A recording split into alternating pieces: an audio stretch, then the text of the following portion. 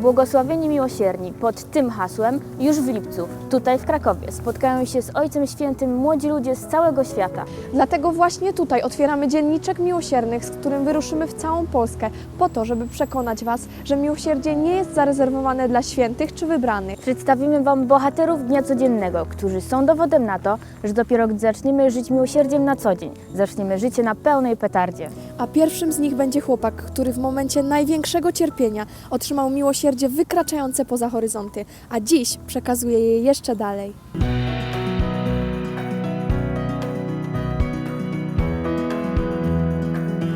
I to dokładnie poza horyzonty, bo tak nazwał swoją fundację.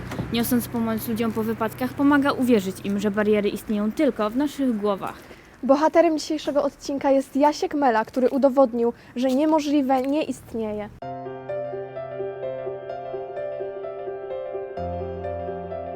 Skoro jest powiedziane, że miłosierni sami doznają miłosierdzia, to znaczy, że dobro, które jeżeli je dajemy, to ono do nas wraca.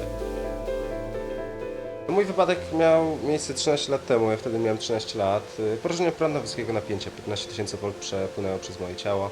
Po wypadku na 3 miesiące trafiłem do szpitala, gdzie lekarze, ratując mi życie, amputowali mi rękę i nogę. Niepełnosprawność kojarzyła mi się po prostu z końcem świata, z totalną taką nieaktywnością życiową. Dla mnie to jest koniec. Perspektywa wyprawy na biegun, czy w ogóle po prostu zrobienia czegoś niezwykłego, było dla mnie takim światłem w tunelu i okazją do pokazania tak naprawdę przede wszystkim sobie na początku, że jestem coś wart. Każda podróż, jak mawia Marek Kamiński, jest podróżą w głąb siebie, podróżą, w której stajemy przed jakimś takim zwierciadłem swojej słabości, swoich różnych ograniczeń, różnego rodzaju niepełnosprawności, bo każdy człowiek jest w jakiś sposób niepełnosprawny.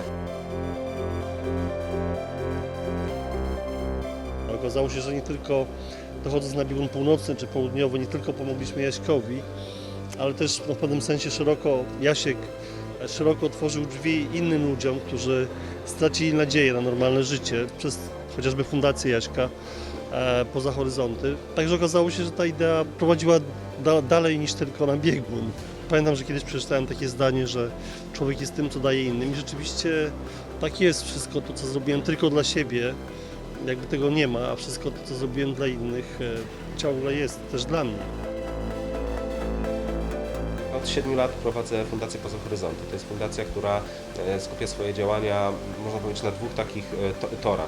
Jednym z nich jest pomoc w finansowaniu protez dla osób po amputacji. Drugą rzeczą, dużo ważniejszą, jest inspirowanie ludzi do aktywnego życia. Te doświadczenia, które kiedyś próbowałem jakoś wykasować ze swojej głowy, te trudne doświadczenia, wypadek, śmierć brata, pożar domu, zrozumiałem, że one mogą być tak naprawdę moim narzędziem do pracy. Zobaczyłem, że kiedy spotykam się z kimś w szpitalu, kiedy z nim pogadam, kiedy przyjdę w t-shircie, kiedy podciągnę nogawkę, pokażę protezę, zdejmę ją, zrobię parę kroków, przebiegnę, to widzę, że to już bardzo działa. To jest taki dowód na to, że można, że zobacz, ty za jakiś czas, jak się ogarniesz, jak się postarasz, jak będziesz cierpliwy, to też możesz żyć aktywnie. Niepełnosprawność nie musi oznaczać końca świata.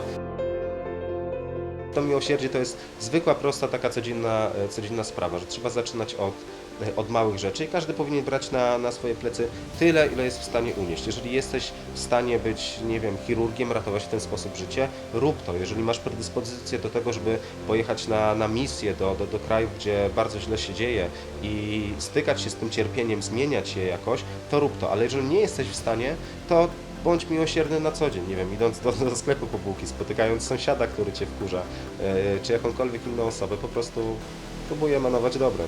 Myślę, że Światowe Dni Młodzieży to nie jest miejsce